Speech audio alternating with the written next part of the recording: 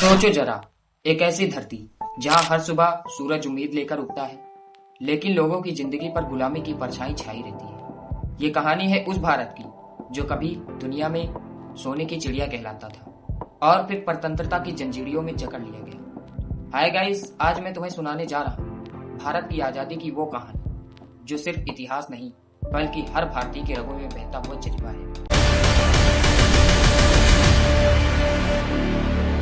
भारत की गुलामी की शुरुआत साल था 1600, जब ईस्ट इंडिया कंपनी व्यापार करने के बहाने भारत आई। मसाले, कपड़े और चाय के सौदे से शुरू हुए इस सफर ने धीरे धीरे सत्ता की भूख में बदल गया।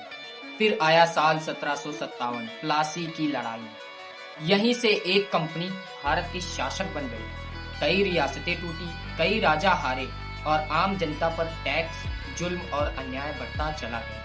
लेकिन भारत की आत्मा चुप नहीं बैठी थी। अंदर ही अंदर क्रांति की आग सुलग रही थी। फिर पहली चिंगारी साल था 1857, जब मंगल पांडे ने विद्रोह की शुरुआत की। तो वो सिर्फ एक गोली नहीं थी, वो पूरी गुलामी पर सवाल था। जब रानी लक्ष्मीबाई घोड़े पर सवार होकर मैदान में उतरी और तात्या टोपे ने रणनीति बनाई और बेगम हजरत महल ने लखनऊ में परचम लहराया। हालांकि ये आंदोलन सफल नहीं हुआ, लेकिन इसने अंग्रेजों को एक बात साफ बता दी, भारत झुक सकता है लेकिन कभी हमेशा के लिए हार नहीं सकता। फिर आई 20वीं सदी। इस सदी में भारत को मिला एक नया रास्ता, अहिंसा का रास्ता।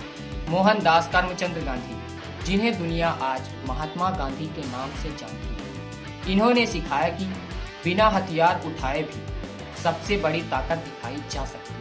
असहयोग आंदोलन, नमक सत्याग्रह और भारत छोड़ो आंदोलन, गांव गांव, शहर शहर, हर इंसान आजादी की लड़ाई का हिस्सा बन गया। कुछ लोग शांति के इस रास्ते पर चले तो कुछ क्रांति का रास्ता चुने। भगत सिंह, जिन्होंने हंसते हंसते फांसी को गले लगा लिया ताकि आने वाली पीढ़ियां खुली हवा में सांस ले सके। सुभाष चंद्र बोस, जिन्होंने आजाद हिंद फौज बनाई और दुनिया को वो शब्द दिए, तुम मुझे खून दो, मैं तुम्हें आजादी दूंगा।